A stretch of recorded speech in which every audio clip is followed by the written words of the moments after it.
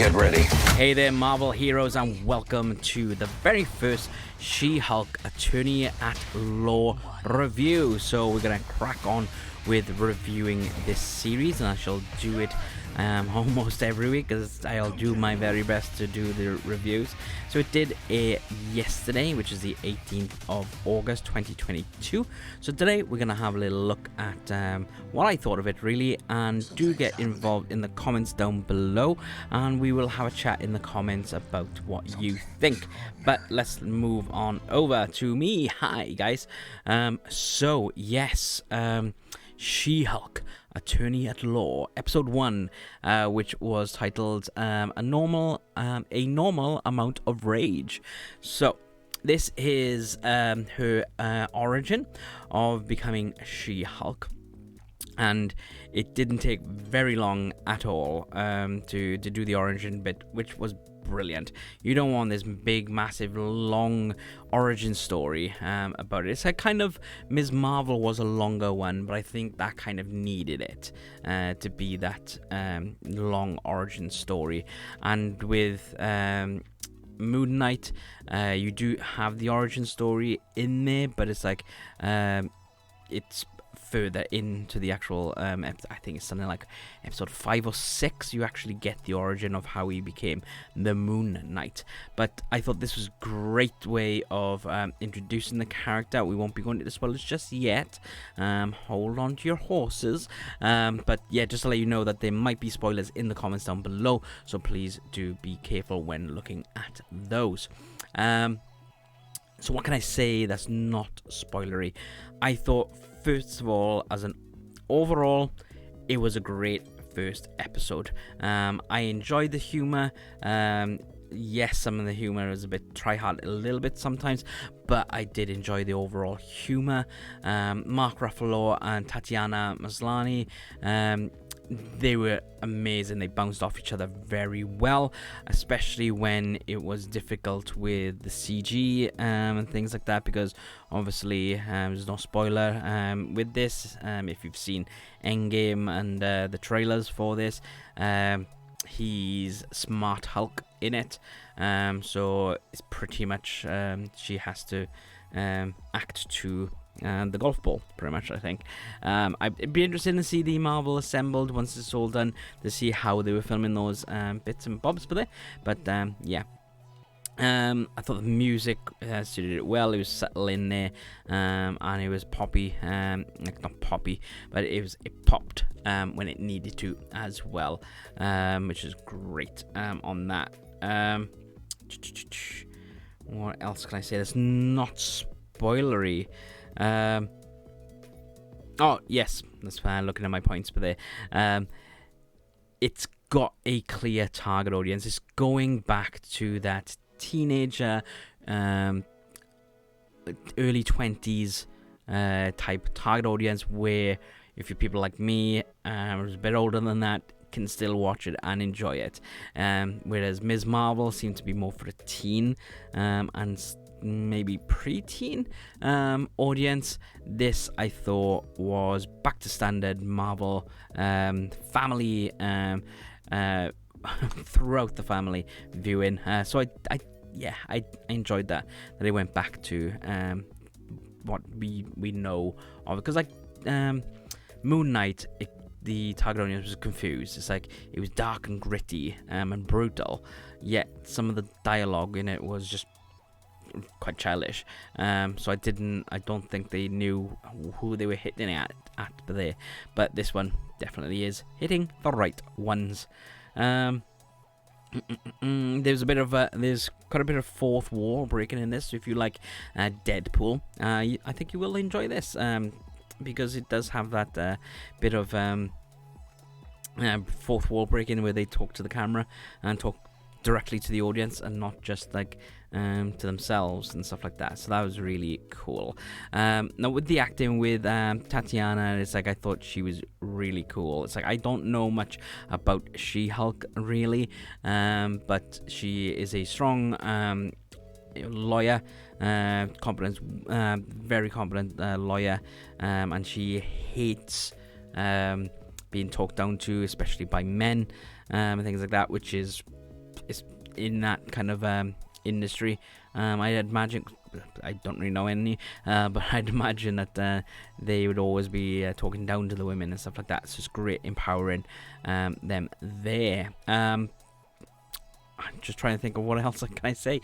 There is a slight post-credit scene as well, so you do have. I will talk about this one because it's not really spoilers, but in the credits, the animated credits bit, they have images which are kind of like courtroom drawings, which I thought was really cool, really on brand for this series. And I thought that was a really interesting way of doing these credits and stuff. It was kind of like the Mandalorian's like concept designs for the finale, for the credits, but this was like kind of like what's happened and what's going to happen type thing, really. So I did really enjoy that.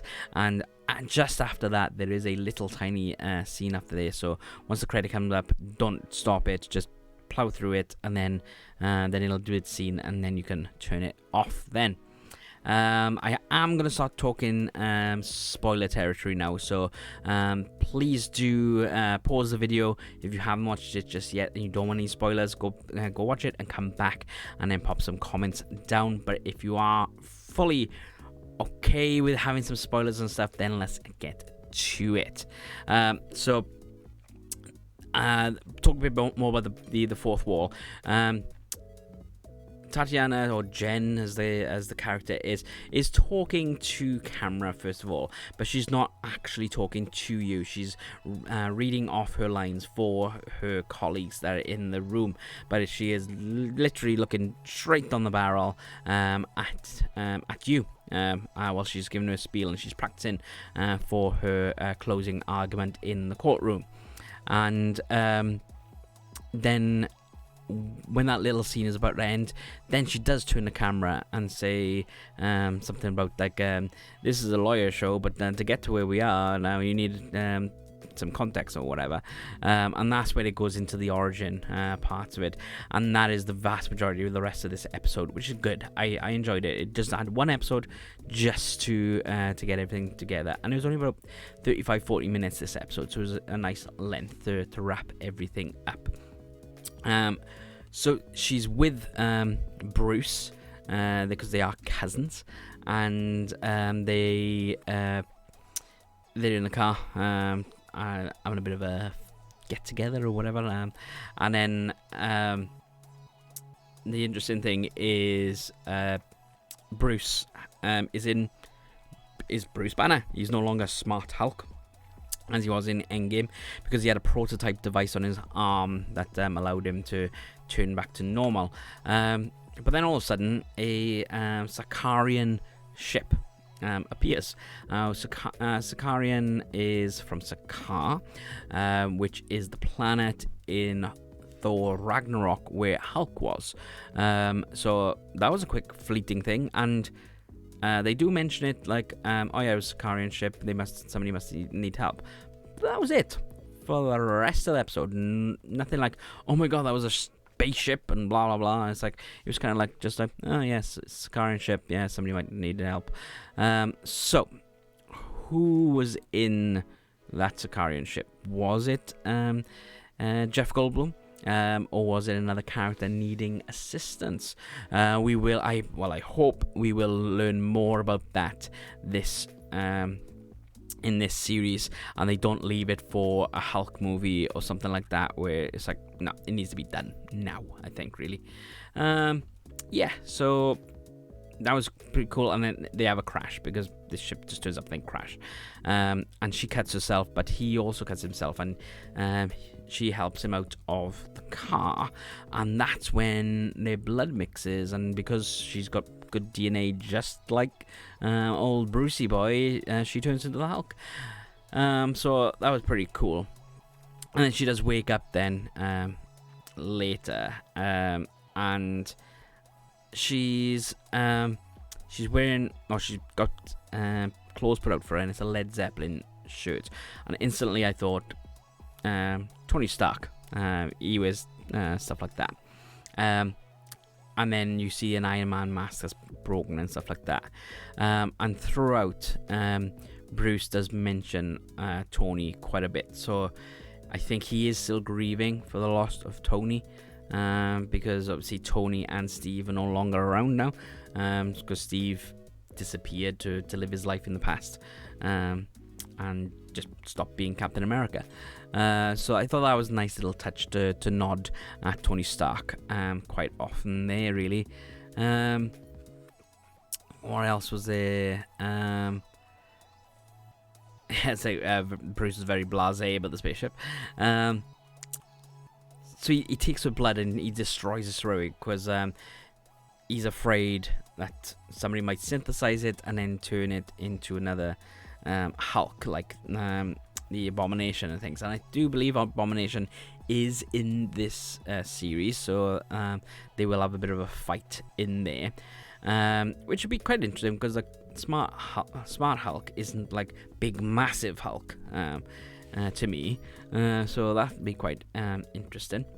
And this whole episode is like about teaching Jen how to be a Hulk, and you can't have another life. And Bruce was pretty much like saying, screw your rest of your life, you're going to be a superhero. It's like, I don't know why he's like forcing this being a superhero onto her, but she's like, no, I don't want it, I really don't want it. And she masters everything really quickly because she doesn't lose who she is. She hasn't got another person in her head controlling her and things like that. She can control herself, and I thought that was quite interesting that with that, because I knew that she can control herself. I was like, but how are they going to do that? And they just went, no, she can control herself. It's like, oh, okay, cool. And she masters like all the different training things that he's been doing for years and years and years. So that was quite cool that she managed to do that. And it was good where she was getting proper pissed off, and she starts turning Hulk, and Bruce is like, see, it's like you can't control it, and she's going, I am controlling it, and then she goes back down into things. So it shows that she can control it, because she was saying about she's been heckled in the streets, being in the courtroom and things, being spoken down to by incompetent male lawyers and things like that. So she's learned to live with all this, pretty much like in Avengers 1, when they say it's like, oh, now would be a great time to get angry, and Bruce goes, that's the thing, I'm always angry, and then he just goes out and he turns straight into the Hulk. It's like, so he's learned there how to control it a bit, but then when he is the Hulk, he couldn't control himself. It was two people inside of him. So yeah, that was quite interesting. Oh, there goes my notepad. I heard a noise, but I was like rubbing my eye and I couldn't see it. I love that it mentioned is like about how Bruce used to turn into the Hulk.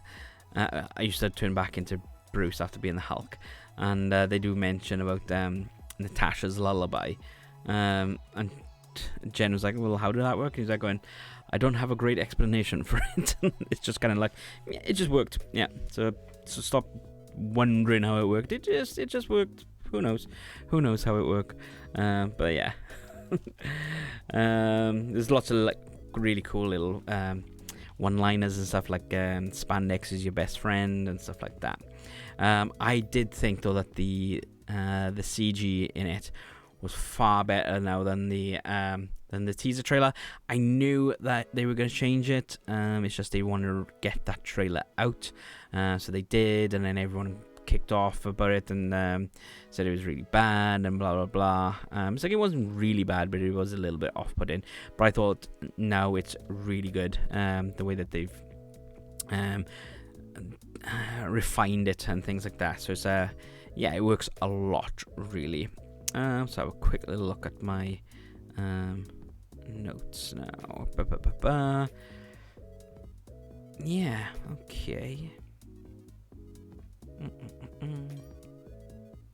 Oh, a technical thing I found is a bit when she's driving away, and then so she's finally persuaded Bruce to let her go, and she drives away in the Jeep, and she doesn't really drive. She looks like she's going about to, but the camera moves in, and the car doesn't really go anywhere. I thought that was a nice touch. It's like, and then when it cuts back, it is actually a CG little Jeep that's going off.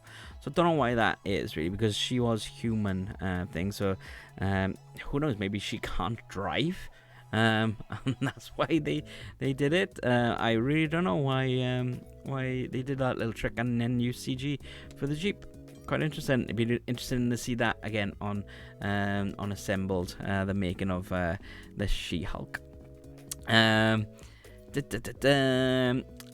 and then we get then to the actual courtroom and stuff, and she's about to give her closing speech and things, and all of a sudden then a supervillain bursts through the door. There's no explanation of why this person's just burst into this courtroom, and her friend and Jen's friend tells her to like, you need to do it. So she's about to. She's like, oh, I like these clothes, and her friend's like, oh, take off shoes. So she takes off the shoes and she hulks out and stuff like, and she stops this villain and things, and then she returns back to normal, and her suit is all like ripped and stuff, and I thought that was quite a nice little touch there, and she like carries on with her closing statement, and that's when the credits hit then with these animated credits, and I thought they were really cool. So yeah, really do enjoy the series so far. It's just early days, just episode 1. I do believe there are 9 episodes, I think, so that'd be quite interesting. We're gonna carry on doing these reviews as we can, and we might have to do a later release of them if we're a bit busy during the Thursday and Friday. But yeah, thank you very much for watching, guys. Don't forget to click that subscribe button and a notification bell. But even more so, I really want to know what you thought of the She-Hulk episode 1. So pop it in the comments and let's get chatting. We got lots of Disney content coming, so please do click that subscribe button and a notification bell. And next Thursday, I will be taking you through every single 18-rated movie on Disney Plus UK. So that's one to watch out for. Thursday next week, make sure to check out that video. But until next time, guys, bye.